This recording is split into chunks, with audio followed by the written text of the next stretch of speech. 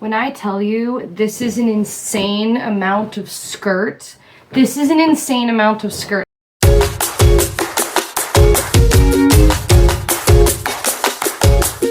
A couple days ago, I was going through my fabric stash and realized that I have literally everything I need to make 3 different princess outfits, which you might think is kind of crazy. And yeah, I'm a bit of a hoarder. I've been sewing for almost 20 years, cosplaying for almost 12. You tend to collect a little bit over time. So in an effort to go through my stash and actually use the things that I've been hoarding like a little squirrel, in an effort to not continue just hoarding all this fabric and then never actually doing anything with it, we're going to do this hopefully short and sweet little series. I, at work one day, came up with a little design. I also have the designs for the other princesses as a little sneak peek. And I also used, for the very first time, Milanote. No, this video is not sponsored, but you know, anyways, Milanote, you could like, let's head over to my office where I can show you the designs I've decided that we're gonna go with. And by office, I mean the other part of my bedroom. So this is my office. She's little, but it's fine. Look at this. So, as you can see, we have like our reference image of the actual character. We've got some inspiration over here.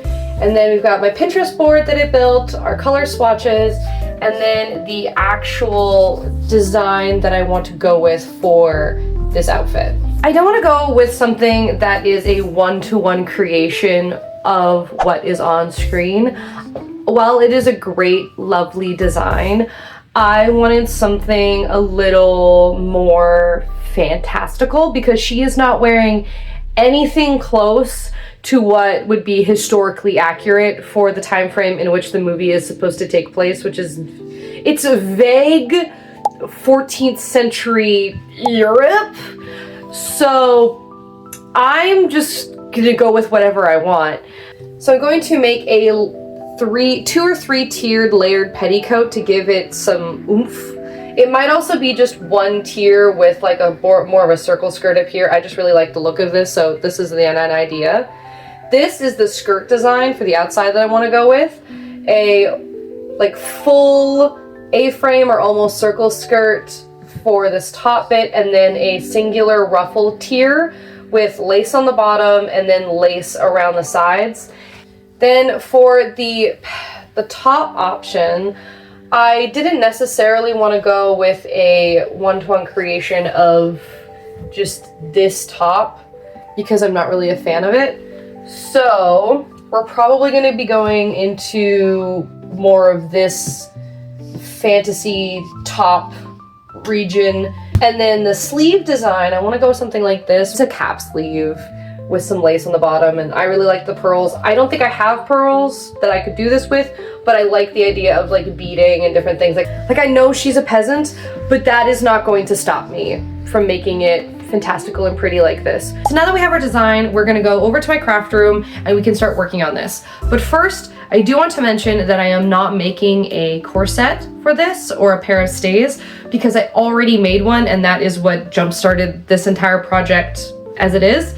So if you would like to make a pair of stays or a corset that is similar, I will be covering the making of a corset in a later video in this series. I can also link in the description below some patterns that I think would work well. I'll also link some shops online that I think would be able to provide you a good enough corset if you don't feel comfortable making a corset, because it is a difficult garment to make, and I don't necessarily suggest it to be something like, if this is your first project and you're like, oh yeah, this is great.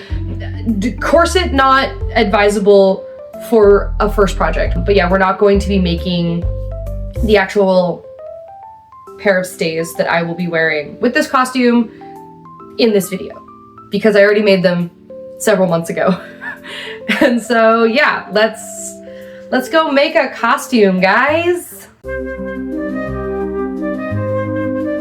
As I am a huge proponent of thrifting and using materials that already exist instead of buying new, we are using a queen-sized bedsheet. We are going to be making a flouncy ruffle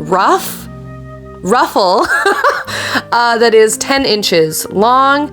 And if you want to get a really clean cut on like a cotton material like this, you can just rip it like this. I do that to get a really clean cut because getting a long cut like that, unless you like take out one of the threads, is very difficult and it's really time consuming. But you can just rip along the grain line of the fabric. And we are now going to be making a circle skirt for this. So I folded my fabric into 4. So there's 2 folded edges side by side. And then I fold the fabric again to 1/8. And then I take my measuring tape and I draw out an arc, and that will make an entire circle. You can also look online for circle skirt calculators, and you can do that, but this for me is the easiest way that I have been able to do circle skirts. I've been doing circle skirts like this since I was like 11 years old when I first learned how to sew. So mine is 27 inches from the waistline to the bottom hem, and I did a waistline of, I believe, 40 inches. So here I did it 6.5 or 7 inches, so that way it created a bigger waistline. I did sew on a lace to the bottom hemline. And then also after I cut everything out, we went over to the ironing board. And if you want everything to look nice and crisp and beautiful, and you want that like really professional look, you have to iron everything.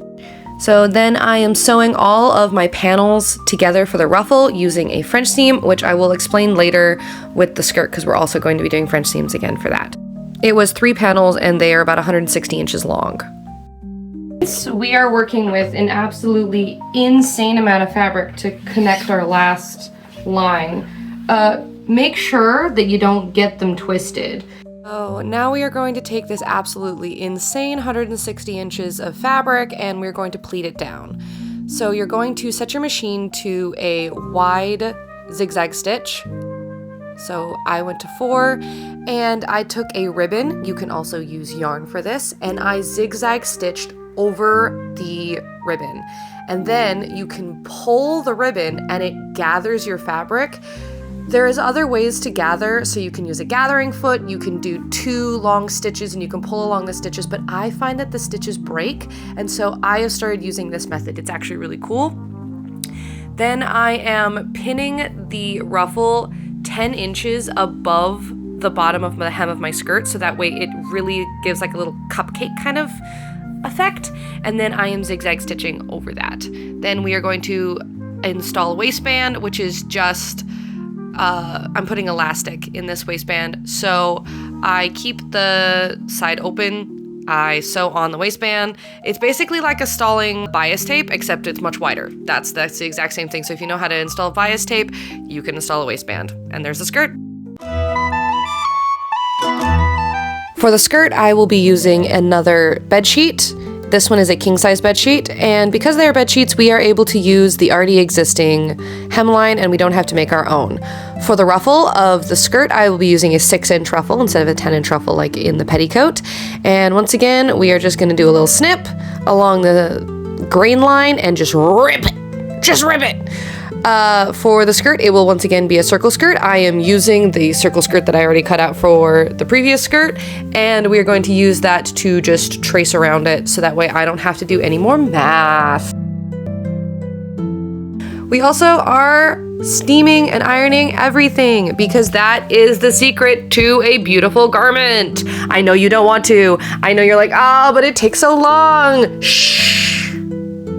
Iron your seams, iron your finishing, iron everything because it looks good. You want your things to look crisp? That is what you have to do. You have to iron everything. I know. All right, now I'm gonna put lace on it because I love putting lace on things and it's gonna look cute and pretty. So we are putting the lace on the bottom edge of the circle skirt part. And then we are going to take all of that ruffle. So it was about 6 lengths of ruffle. It is about 260 inches of ruffle. And we are going to pleat that down to the outside of the circle skirt part. We are not sewing up that back circle. I cut it open and we are leaving that open for now. And this took hours. This took so many hours, but it looks really good. And I like pleats over ruffle personally. That is a personal thing, but I do kind of like it a little bit more. I know, sue me, but it is what it is. So then we are going to sew a rolled hem on the unfinished side of the circle skirt, and we are then going to sew those finished edges together on the outside of it. So that way you have a finished edge on each side, and you are going to leave about 6 to 8 inches open on the top, and then that will have a finished edge and the entire inside will be beautiful. Now here's the real kicker. Is it matching up? Whoa! Oh my god, oh my god, oh my god. Look at how absolutely insanely well this matches up. Can you oh my god! I am actually so good. I forgot to mention for the petticoat waistband, it was an elasticated waistband. I put elastic inside of it. This one, we are not going to do elastic. We are going to attach the waistband, which is a high waistband, so that way when my arms go up, you don't see the undershirt from the inside of the corset, because I hate the way that looks. I really hate the way that looks. And so I pinned the center of the waistband to the center front, and then I pleated on either side about 6 inches away from the center front. And then I also pleated along the back, so that way the waistband would match my waist. Sorry, I'm not showing the installation of these very well. I really hate doing waistlines. And then at work, I brought my project with me, and I sewed on a whole bunch of this like really gauzy, wide ribbon, because I thought it needed a little extra fluff, a little extra something. And that's the skirt all done. With the chemise or the shirt, we are working with scraps of fabric that I had left over. I drew an armhole into the side of this. I didn't measure anything. And then I flipped it over and I cut out the armholes. And then I made almost the exact same size, just a little smaller for the sleeve. But it was the same height of the side, like underarm area, as well as like the top, so that way it would all be the same height. When you know how clothing is supposed to be shaped, it's easy to draw things out kind of by memory. And so that's kind of what I did, is I drew out the shape of what a sleeve would be, so that way I would know how much to cut off the top while keeping like the line. It's really difficult to explain what I did. I just did it. I'm so sorry. Anyways, here are the pieces. We have a sleeve and we have a body part, and then I'm going to use French seams to sew them together. Okay, sewing a French seam is not as intimidating as it sounds. It is a little time consuming. You are going to take your wrong sides of fabric and put them together, and you are going to sew. And I know you're gonna feel like that's wrong because then the seam's on the outside, but trust me on this. You are then going to iron it open. And then you are going to take your right sides of fabric and put those together and sew again on the outside of the original seam that you did. So you want a small seam on the first time, and then you can cut away any excess, and then a bigger seam the next time you pass through. So that way you have a fully encased seam and no raw edges visible. And yes, you can do this on a curved seam, and I'm going to show you that it's possible. So here we are. We have the curved underarm. This is a curved seam, and when you open it up, there we go.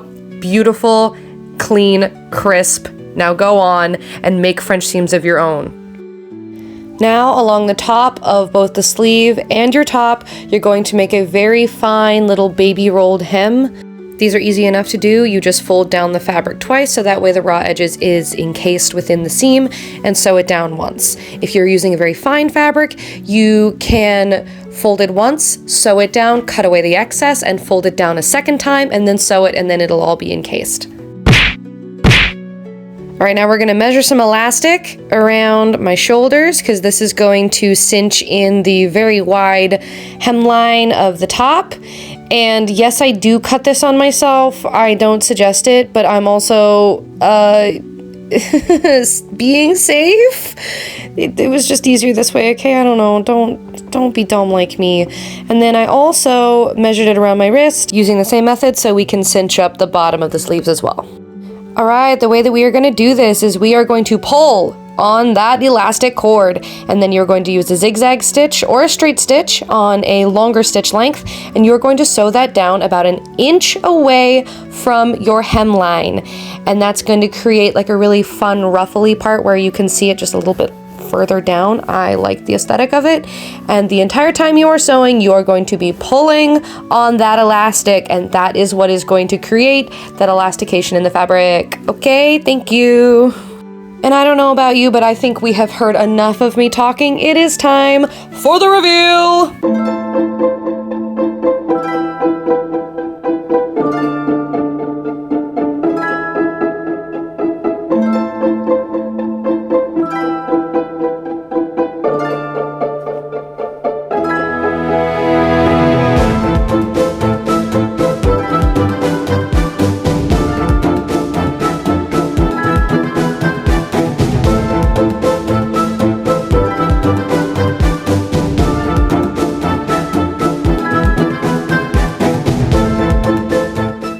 So, final thoughts. I love this costume so much. So I want to compare this costume visually for you for a second. The costume I did in 2019, if I can find photos, and then the costume I redid again in 2021. And so that's the 2 times. I think I also did it again in 2020, but I don't think I have any photos or anything from that. It's been a while. It's like, there was a couple years where I do it like every year and see if I could improve, and I try new wigs and things like that. This is like the 3rd or 4th wig that I've used. I really like this one. The color is really pretty. It's got like these spiral curls. This is a Lolita wig. I really stand by Lolita wigs, actually. I think this costume is really pretty. I actually have kept this costume up on my dress form for like a week while I've been attempting to film this reveal, because I have been having a week, all right? I have been having a week. Anyways, that's irrelevant. I think this costume is so incredibly pretty. I really love this. I want to wear it to a convention. I'm not sure which one, but I will. I will do it at some point. Thanks for watching. Like and subscribe if you aren't, because I do silly things like this all the time. And if you feel like commenting, you totally should, because it like really appeases the algorithm gods? Laddies? I think I was trying to say gods and laddies at the same time.